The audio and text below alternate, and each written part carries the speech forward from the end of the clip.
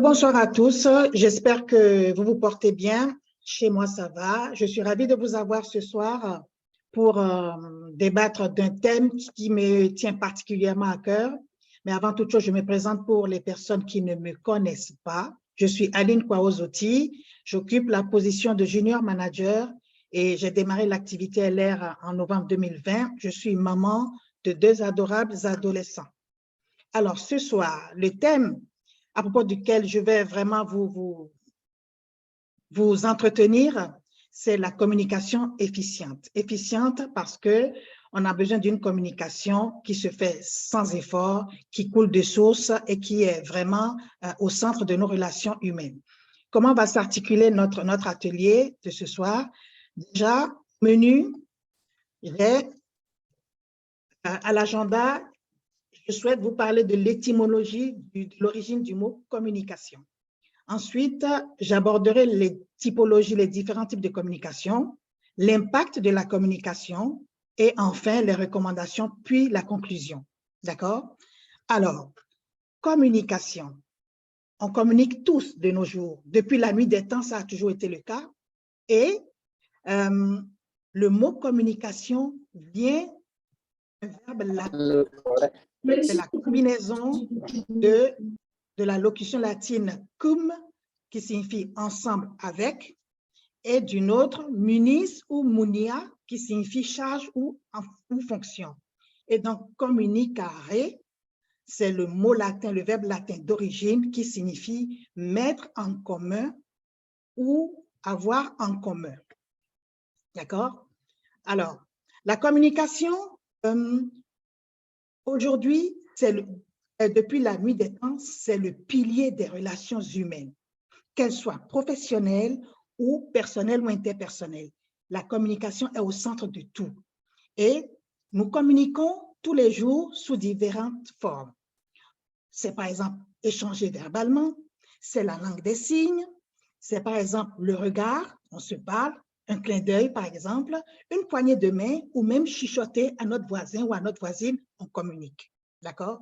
Alors, il faut savoir que tout le monde n'a pas la même facilité, la même aisance à communiquer.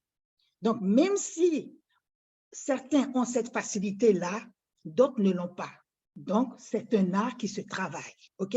Un art qui se travaille, qui nous permet de faire passer un message, de convaincre notre auditoire, de désamorcer ou d'apaiser des conflits, des tensions, de négocier, de se lier d'amitié, d'entretenir des relations, quelles qu'elles soient. D'accord? Donc, l'étymologie me conduit à vous parler des trois types de communication. Et je vais commencer par le verbal. D'accord? Le verbal, pour dire les choses de façon succincte, c'est un ensemble d'éléments linguistiques transmis par la voix ou par des gestes. D'accord? Et il y a un code de langage qui est associé. Ce qui veut dire que l'expression orale est une compétence qu'il est très important de maîtriser. Ne s'improvise pas communicateur qui veut. Si tant est qu'on veut communiquer de façon efficiente et réussie. Et donc, dans notre façon de communiquer de façon verbale, il y a la posture, il y a la diction, l'intonation, il y a le vocabulaire qu'on utilise, il y a le débit, le timbre de la voix. Il y a plein d'autres éléments qui font que nous émettons des émotions, des intentions de par la façon dont nous nous exprimons, dont nous parlons à notre auditoire. D'accord? Et donc, il est important de maîtriser son stress parce qu'on a le tract. D'accord? Il est important, afin d'être à l'aise, d'avoir une communication verbale efficiente, efficace et proactive, de pouvoir surmonter ses peurs, de pouvoir surtout structurer ses interventions parce qu'il ne s'agit pas de partir dans des explications, des phrases sans technique, une façon de noyer le poisson, on le noie, on le ressort, on le repêche, non. Et puis, in fine, au bout de 10 minutes, on a tout noyé et parce qu'on n'a pas structuré notre intervention. Donc, il est très important de structurer l'intervention et de faire preuve d'une certaine aisance en public. Ça, c'est important. Non seulement on communique bien, mais il faut avoir une aisance en public. Et pour avoir cette aisance en public, il faut être à l'aise avec autrui. Vous êtes à l'aise avec autrui, ça veut dire que vous êtes en phase avec cette personne. Mais avant d'être à l'aise avec autrui, condition sine qua non, il faut être à l'aise avec soi-même. Point important, il faut être à l'aise avec soi-même. Vous êtes à l'aise avec vous-même, vous êtes en phase avec votre interlocuteur et tout de suite, ça match. Le message que vous désirez passer à l'oral ou dans quelle situation que ce soit, ça passe. La personne vous capte, elle vous reçoit, il y a une certaine alchimie qui s'opère, d'accord? Et donc, pour être à l'aise avec vous-même, il faut une certaine confiance en soi. Et pour cette confiance en soi, il faut vraiment savoir vous détacher du regard des autres. Très important. Pour être à l'aise avec autrui, il faut avant toute chose être à l'aise avec soi-même. Et dès l'instant que cette équation elle est résolue, la communication, le verbal, ça coule de source. D'accord? Maintenant, je vais aborder le non-verbal. Le non-verbal qui est vraiment reconnu pour être la connexion spéciale au niveau du cerveau, des éléments, des zones du cerveau de notre interlocuteur. Je m'explique. Quand vous êtes dans une certaine posture, même quand vous avez une communication orale, votre posture, votre attitude, votre gestuelle, votre corps s'exprime d'une autre façon et on voit si vous êtes en adéquation avec ce que vous dites et ce que vous dégagez de par votre posture, de par votre gestuelle. Vous voyez?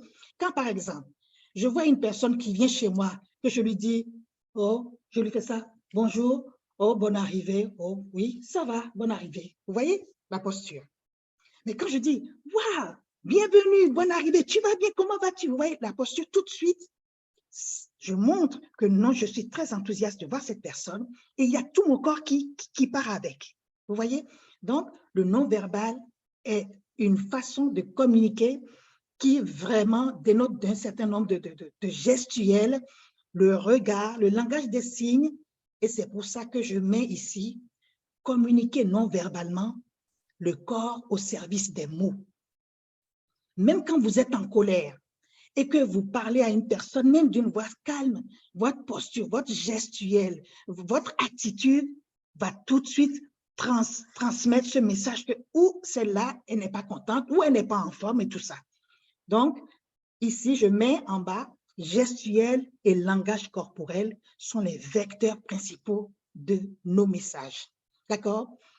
Donc, la communication non verbale englobe ainsi tout ce qui a trait au langage corporel. Le langage corporel est même plus fort quelquefois que les mots. Notre posture, le regard et tout, c'est très fort. Les mots ne viennent que corroborer ce qu'on transmet de par notre attitude. D'accord? Donc, ne l'oublions pas, pour le non-verbal, la gestuelle et le langage corporel, c'est le vecteur principal pour véhiculer un message, convaincre un auditoire et tout ça. Et en troisième position, je vais vous parler du digital, du numérique, que j'associe en même temps aussi à l'écrit. Le numérique, aujourd'hui, le numérique est incontournable. On ne peut pas se passer du digital aujourd'hui. L'époque où ça n'existait pas, nos parents, nos grands-parents, c'était une autre époque. Mais aujourd'hui, nous, à notre génération, le numérique, le digital est incontournable. Et donc, qui dit digital, qui dit communication digitale, communication numérique, renvoie aux supports divers pour apporter, par exemple, une visibilité à une entreprise, pour, par exemple, avoir des nouvelles compétences, des nouveaux horizons. Cela passe par Internet, les réseaux sociaux, les newsletters et surtout le marketing d'influence. Là, on est en pleine communication digitale. Il y en a qui sont à Bamako, d'autres qui sont à Abidjan, d'autres qui sont en Italie, d'autres qui sont peut-être aux États-Unis, je ne sais où. Je suis, moi, en France et on communique comme si on était à côté. C'est ça. Le digital, aujourd'hui, on ne peut plus s'en passer. Là, c'est comme les épices dans un plat copieux, on ne peut pas s'en passer. Et donc, l'objectif de la communication digitale numérique et écrite, c'est de créer des liens avec une cible, avec une audience ultra connectée. Ben oui, ultra connectée, pourquoi? Parce qu'il faut aussi que la personne soit outillée avec des outils, avec des moyens digitaux numériques. Et cela permet d'interagir avec une audience, quel que soit le moment de la journée. D'accord? Et il y a aussi un avantage pour la communication digitale, c'est que cela nous permet de réaliser de grandes économies d'échelle. Et on passe aussi à l'aspect écolo. On ne bousille, on ne pollue pas la planète avec du papier, de la pub, presse écrite et tout ça. Non, on a aussi ce volet écolo. Donc, c'est très important de le souligner. S'approprier la communication digitale participe pour l'entreprise à une nécessité de métamorphose. Autre temps, autre mœurs. Aujourd'hui, c'est la com digitale numérique. D'accord? Et comme je le disais il y a quelques minutes, cela nous ouvre des horizons, des nouveaux clients, des nouveaux marchés, de nouveaux talents, de nouvelles relations, que ce soit des relations épistolaires ou même de commerciales ou même juste amicales. Vous voyez? Donc, la communication digitale est le troisième, et écrite est le troisième volet de ces trois typologies, c'est-à-dire le verbal, le non-verbal et le digital. D'accord? Alors, il faut reconnaître que ces trois typologies de communication vraiment agrémentent ou rythment nos journées. Et il faut savoir aussi qu'il y a un impact. Impact, il est principalement relationnel, d'accord? Et j'ai mis relationnel en parenthèse à dessein parce que aujourd'hui, les relations humaines sont au centre de tout. Vous faites passer un message, vous convainquez votre auditoire, vous négociez, vous améliorez même la collaboration au sein de vos équipes, vous désamorcez les conflits, vous apaisez les tensions. La communication a cet impact-là. Et c'est pour ça que je dis, j'ai mis ici à dessin, la communication. Alors, il faut que les micros, fermez vos micros s'il vous plaît. Hop, voilà. Et donc, la communication a un pouvoir multidimensionnel.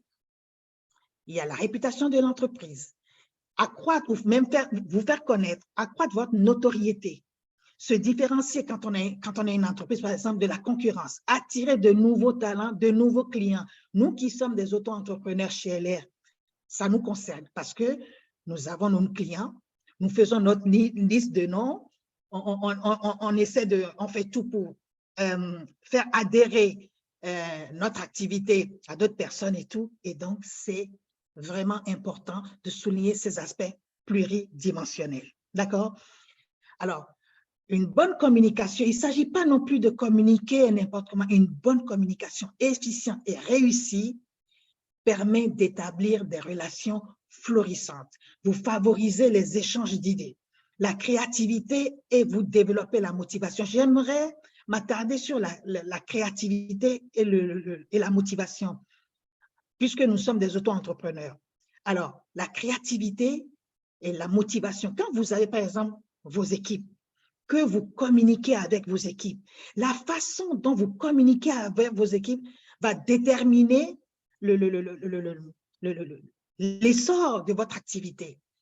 Quand vous arrivez et que vous parlez à votre équipe avec bienveillance, avec respect et que vraiment avec passion, vous avez une adhésion. Votre équipe se lève comme un seul homme et dit, ah ben oui, elle nous a délivré tel message, elle a besoin de nous sur tel ou tel projet, on se lève comme un seul homme et on y va. C'est ça. Et on peut motiver, rien qu'avec la communication efficiente et efficace et bienveillante, on peut motiver les troupes, on peut les redoper, on peut les booster. Ça tient à peu de choses. Mais tout est dans la façon dont on communique. Tout est dans la façon dont on passe les messages. Tout est dans la façon dont on dit à nos équipes ou même à nos partenaires comment on fait pour améliorer la stratégie et tout ça. Tout est dans la façon dont on communique. Donc, la communication, il faut qu'elle soit efficiente et bienveillante et dans le respect. D'accord? C'est le facteur clé pour améliorer et dynamiser les relations humaines. Ne l'oublions pas. D'accord? Alors, j'ai pris la liberté de penser à quelques recommandations. Les recommandations, j'estime à mon humble avis, n'engagent que moi et je tiens vraiment à les partager avec vous. Les recommandations pour communiquer de façon efficiente. La première chose, le respect, la bienveillance, l'humanité. Il faut mettre l'humain au centre de notre façon de communiquer. Et il faut communiquer avec persuasion et passion. Quand vous êtes passionné, vous arrivez à persuader facilement vos interlocuteurs. Et pour cela, il faut un langage clair et limpide. Il ne s'agit pas de chercher midi à 14 heures, non. Clair, limpide, structuré. D'accord? Et dans votre façon de communiquer avec passion, avec persuasion, il y a le langage corporel et la voix qui jouent beaucoup. C'est très important, ce n'est pas anodin, il faut en tenir compte dès maintenant si vous ne le faites pas encore. Et ici, j'insiste sur 5 éléments, d'accord? L'intonation, la posture, le regard, la gestuelle et la poignée de main. L'intonation, la voix est un instrument aux multiples ressources, d'accord? Dans votre façon de parler, le thème de votre voix, vous faites passer un certain nombre de choses et la personne en face peut être réceptive ou pas. Tout dépend de votre intonation de la voix. Quand vous arrivez de façon agressive et que vous parlez à la personne sèchement et tout, la personne en face se braque. Alors que quand vous avez une voix, je dirais, bienveillante, calme, posée, que vous parlez à la personne, elle est tout de suite, elle est réceptive, elle a toutes ses oreilles tous ses sens qui sont ouverts, d'accord? Il y a la posture. Sans un mot prononcé, nous sommes capables de délivrer diverses informations. L'attitude. Quand j'arrive et que je me mets comme ça et que je vous parle, que je fais ça, papa, et puis je parle, vous allez vous dire, mais qu'est-ce qu'elle a à nous agresser? Qu'est-ce qu'on lui a fait? Non. Alors quand j'arrive, je dis, chers partenaires, ce soir, nous allons débattre de... Déjà, la posture. J'ai les mains ouvertes, j'ai le sourire, j'ai l'œil qui pétille comme d'habitude. Bon, c'est pas nouveau, vous me direz. D'accord?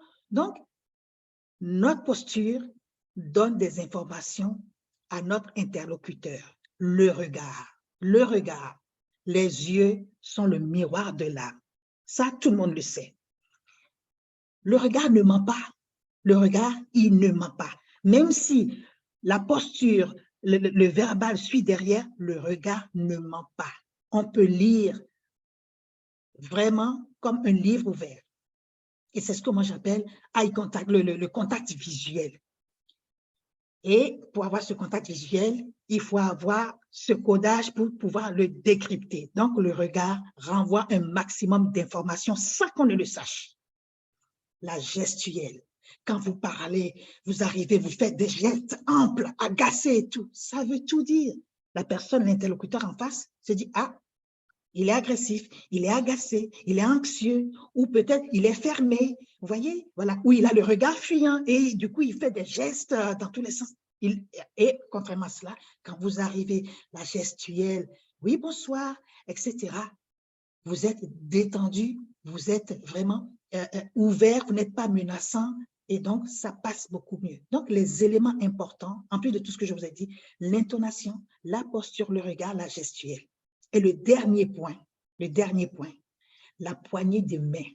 La poignée de main, quand vous avez une audience où vous finissez de présenter quelque chose ou de discuter ou de débattre de quelque chose, si c'est un parterre de personnes où il n'y a pas énormément de monde, ayez le réflexe de descendre de votre stade et d'aller shake hands, aller serrer la main de chaque personne. Ça vous permet même de vous rendre compte de par la poignée de main comment les personnes ont ressenti, ont reçu, ont perçu ce que vous avez délivré comme message. C'est très important. La poignée de main, tout comme le regard, ça ne ment pas. Quand vous avez une poignée de main qui est molle, vous voyez tout de suite que là, ça ne va pas le faire. Non seulement elle est molle, elle est dégoulinante de transpiration, ça ne le fait pas. Vous sentez tout de suite que moi, je fonctionne comme ça. La poignée de main, c'est très important. Si vous avez la possibilité de le faire avant votre présentation, maintenant, si c'est un amphi qui est plein, vous n'allez pas faire de poignée de main. Mais quand c'est un nombre restreint, même avant de commencer, vous pouvez serrer des mains. Ça fait partie de la communication. Vous marquez un point. Ça veut dire vous êtes ouvert, vous êtes dans la convivialité et vraiment, c'est un excellent indicateur sur votre personne, sur vos émotions. Vous comprenez? La poignée de main, c'est une conduite culturelle et universelle. D'accord? Et donc, à la fin de vos présentations, prenez l'habitude, si vous le pouvez, de serrer des mains. Et ça, c'est très important. Voilà. Communication réussie, 3 piliers, respect, bienveillance, humanité. C'est aussi simple que ça. D'accord? Voilà. Maintenant, je vais aborder, pour finir, la conclusion. Comme je l'ai dit au début, la communication est propre au langage humain. Elle nous permet de tisser des relations dans la vie quotidienne comme dans la vie professionnelle. D'accord? Alors, pour avoir une communication efficiente et bienveillante, il y a quand même 3 objectifs qu'il ne faut pas ignorer. Il y a l'objectif cognitif, affectif et comportemental. D'accord? Cognitif, vous faites une identification, vous faites connaître. D'accord? Vous présentez les choses. Voilà. On ne connaît pas, j'essaie de me faire connaître et tout, voilà, je présente, voilà, avec persuasion, avec passion, avec conviction, voilà. Et l'affectif, ah oui, vous présentez, du coup, vous avez vos interlocuteurs qui adhèrent, qui aiment, qui sont convaincus. Là, c'est l'affectif. Et vous avez l'aspect comportemental. Ah oui, on a découvert, on a apprécié, nous avons adhéré. Et là, next step, ce sera agir sur les pratiques, sur les attitudes. Voilà, donc ces 3 points, ces 3 objectifs sont quand même importants, il ne faut pas les perdre de vue. Objectif cognitif, affectif et comportemental. Maintenant, il y a quand même 3 piliers pour réussir une communication. La proximité, la clarté et la pédagogie. Proximité, pourquoi? Moi, je suis chez moi, je vous parle. Il y a une certaine proximité qui s'est créée depuis tout à l'heure où je fais ma présentation. D'accord? Vous êtes à l'autre bout du monde, vous êtes hors de France, mais on a cette proximité-là.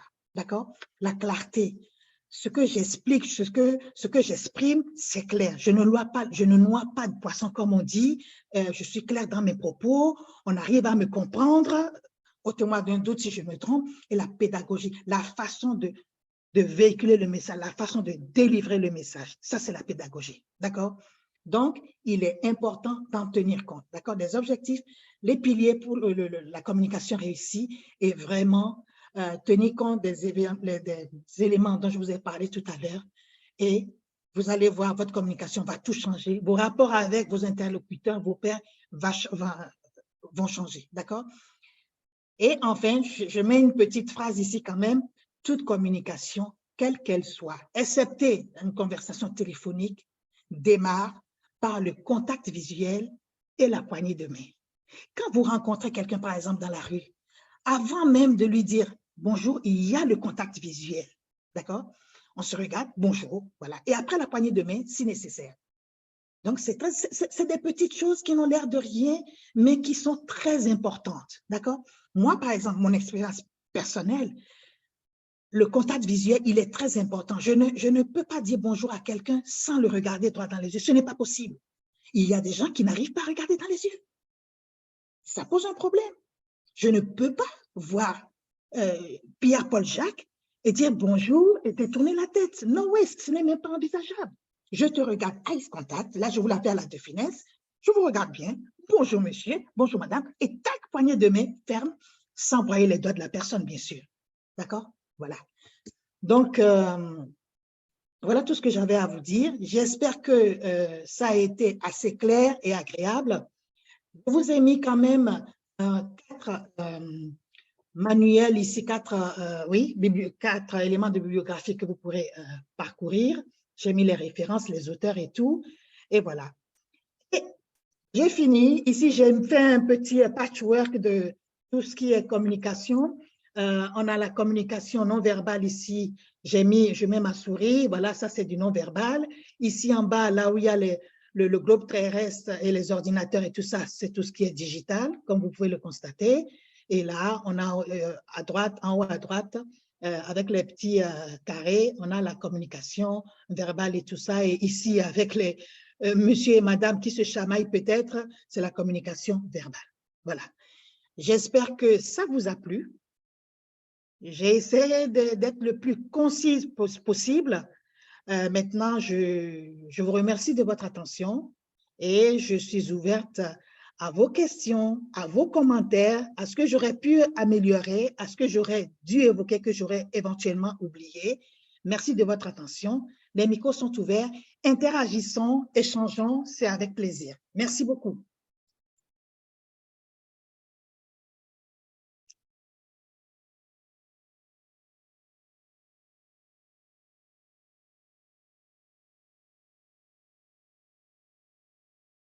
Je pense que les micros sont ouverts.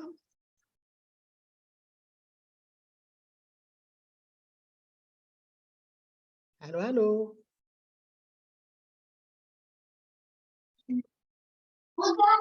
Oui, Aline, les micros sont ouverts. Super. Merci, Merci Rokhaya. pour cet atelier dont j'ai raté le début, mais j'ai eu plaisir à t'écouter. C'était très bénéfique. Merci. Alors, je regarde dans le chat. Merci, Ghislaine. Oups. Alors, je remonte. Merci, merci, Sona, Rokhaya, Jeda, Sophia Gay, merci beaucoup. Algéria. Déjà, il faut que je regarde. J'ai eu combien de participants au début? J'ai une trentaine, d'accord. Pas de questions? Ah, il y a une main qui est levée, oui. Blégode, oui. Vas-y. Allô, Ton micro bonsoir. est ouvert, hein? Oui, vous m'entendez? On t'entend, mais c'est loin. Parle un peu plus près du micro, s'il te plaît. Comme ça, c'est bon? Oui. Ok, merci beaucoup pour la présentation. J'ai pris de cours, hein, désolé. J'ai une question. Je démarre, en fait, entre guillemets, l'activité. De quoi a-t-on besoin? Bon, déjà, bon, pour commencer, nous sommes dans le monde de la digitalisation et pour Oui. l'activité, de quoi a-t-on besoin absolument? D'un téléphone portable, d'un ordinateur Oui. et au niveau application, c'est une obligation d'avoir par exemple les Zoom, Facebook. Qu'est-ce que vous nous conseillez? Qu'est-ce que vous recommandez par exemple pour l'activité, pour quelqu'un qui démarre? Alors déjà, pour quelqu'un qui démarre, la personne n'a pas besoin d'avoir un ordinateur. S'il a un smartphone ou un iPhone, ça roule. L'ordinateur, c'est un confort en plus. D'accord? OK. Alors ensuite, en termes de digitalisation, Zoom, c'est un incontournable parce que toutes nos formations, je dirais 90% de nos formations, ateliers et conférences et tout ça, c'est sur Zoom et sur YouTube. Donc, ces deux applications-là qui permettent de faire des conférences, des ateliers, d'animer des formations, ça, c'est incontournable. Maintenant, en plus, à titre individuel, on échange beaucoup par WhatsApp et Facebook. On n'est pas sur Twitter, on ne fait pas d'échange sur Twitter, mais WhatsApp et Facebook, on a même nos différentes équipes sur Facebook et tout, mais WhatsApp, ça, c'est les grandes équipes, on est toutes fédérées sur WhatsApp et voilà. OK. Je ne sais pas Donc, si j'ai répondu à ta question. oui, intéressant. Donc, avec un smartphone, Oui. il faut télécharger l'application Zoom. Oui. Il faut avoir un compte WhatsApp Oui. professionnel au départ ou bien juste, peu importe. Ah non, peu Et, importe, il n'y a pas besoin de l'avoir en professionnel. Hein. Moi, par exemple, mon WhatsApp, il est personnel. Hein. Je n'ai pas de WhatsApp professionnel. OK. Maintenant, c'est chacun qui voit, qui se dit, bon, moi, je vais prendre un WhatsApp et le professionnaliser, mais sinon, non, il n'y a pas d'obligation à l'avoir professionnel. Là, c'est toi qui décides. Mhm. Mais moi, Non, je c'est dis pas question toujours, de, il faut faire enfin, simple. quel conseil en fait? Qu'est-ce qui serait mieux d'avoir pour être efficace ou pour être professionnel? Enfin, je demande conseil, hein. Oui, mais bien Par sûr, c'est rapport à votre normal. présentation, hein, j'entends. Ouais. Oui, oui, oui, il n'y a aucun souci. Et tu fais bien de poser la question, de demander conseil. Et moi, je parle pour ce que je fais. WhatsApp, Facebook, YouTube, Zoom. Zoom et YouTube pour les formations, OK? Et puis WhatsApp, Facebook pour se faire voir sur les réseaux et tout, voilà, pour faire ses posts. Par exemple, WhatsApp, un exemple tout bête, sur le statut WhatsApp, moi, je mets en poste des photos, des vidéos à moi de LR sur mon statut WhatsApp. Et chaque jour, je change et tout ça. Il y a aussi Instagram. Tiens, j'ai oublié Instagram. Il y a aussi Instagram. Donc, c'est des applications que tu télécharges et tu fais vivre ton application tranquillement. Tu n'as même pas besoin de professionnaliser la chose. Ça coule de source, quoi. Maintenant, si tu es perdu au niveau des applications, on peut faire après un atelier pour les applications qu'on recommande. Mais moi, je te dis là, WhatsApp, YouTube, Facebook, Instagram et puis Zoom. Voilà. Là, tu as largement de quoi faire. Hein? OK. Et l'avantage, même si tu as un smartphone ou un iPhone, que tu sois en France ou au fin fond de l'Alaska ou au Canada ou en Afrique du Sud, c'est pareil. Hein? C'est facile à transporter. Tu l'as dans ton sac à main, tandis qu'un portable, même si c'est un petit laptop, ça t'encombre un peu quand même. Mais ton téléphone portable, ça suffit largement. Moi, par exemple, quand je pars en déplacement, mon smartphone, quand je pars, par exemple, en Afrique ou ailleurs, je pars dans mes voyages, dès l'instant où j'ai mon smartphone, c'est bon. Et je ne pars jamais avec mon PC personnel. Mon smartphone me suffit. Et je vais même te donner un exemple. La dernière fois, j'étais en déplacement au Bénin. Je devais intervenir pour la Body Mission. Eh bien, je l'ai fait depuis mon smartphone. Et je suis intervenue en vidéo et tout. J'ai eu ma minute de gloire et tout. Et puis voilà, personne ne savait que j'étais au Bénin, sauf 2-3 personnes qui étaient au courant. Merci je ne sais pas beaucoup. si ma réponse était claire et tout ça. Si ce n'est pas satisfaisant, n'hésite pas, tu peux revenir vers moi en direct, ce n'est pas un souci. Hein. Je peux t'aider dans les applications et tout. C'est super, merci. Vous devriez plutôt coacher pour présenter, faire les présentations, être à l'aise pour les présentations, des choses comme ça. Être à l'aise pour les présentations, c'est-à-dire? Non, c'est juste un compliment. Je dis, vous devriez plutôt coacher pour faire les présentations parce que vous le faites bien. Oh, merci. Oh là là. Merci, c'est gentil. Merci, ça me touche beaucoup. Alors, pour tout te dire, hein, ça ne s'improvise pas. Moi, j'ai commencé par faire des ateliers tout doucement et c'est après que je me suis sentie 2 fois plus à l'aise. Bon, c'est vrai qu'à l'origine, je n'ai pas de problème pour présenter, mais je trouve que j'excelle un peu plus maintenant avec mes présentations, mes ateliers. Et c'est pour ça que pour les personnes qui ne se sont pas encore manifestées pour présenter, manifestez-vous. Manifestez-vous. Vraiment, le développement personnel qu'il y a dans cette activité, vous n'avez pas idée. Moi, j'ai des partenaires qui, au départ, même parlaient au téléphone. Elles étaient tétanisées, mais tétanisées. Aujourd'hui, mais elles parlent au téléphone, elles font des présentations, elles font des vidéos. N'est-elle pas belle la vie? Donc, franchement, n'hésite pas. Lance-toi, fais quelques présentations. Si tu as besoin même, fais, comment on appelle ça, des trainings, comment on appelle exerce-toi, voilà. Tu dis à la personne, tiens, je vais essayer de faire une présentation sur quoi? 1 ou 2 produits. Et tu t'exerces, tu te lances. C'est en forgeant qu'on devient forgeron. Moi, je ne suis pas née, allez hop, Aline fait la présentation, à l'aise. Non, non, non, non, non. L'expertise vient au fur et à mesure. Hier, j'étais avec une partenaire, elle m'a dit, mais Aline, tu as une certaine facilité. Ah, j'ai dit, oh ma chérie, si tu savais, hein, la facilité, c'est venu au fil des années. Et même moi, je me dis, je ne suis pas encore parfaite. Je n'ai pas encore le Saint Graal en termes de présentation, mais je sais que je tente tout doucement. Et pour y arriver, il faut se lancer. Qu'est-ce qu'on a à gagner? Qu'est-ce qu'on a à perdre? Ce qu'on a à gagner, c'est le développement et ce que ça nous apporte. Et depuis tout à l'heure, on communique. Tu vois, on communique. J'ai ma gestuelle, j'ai mes yeux qui pétillent parce que j'adore ce que je suis en train de présenter.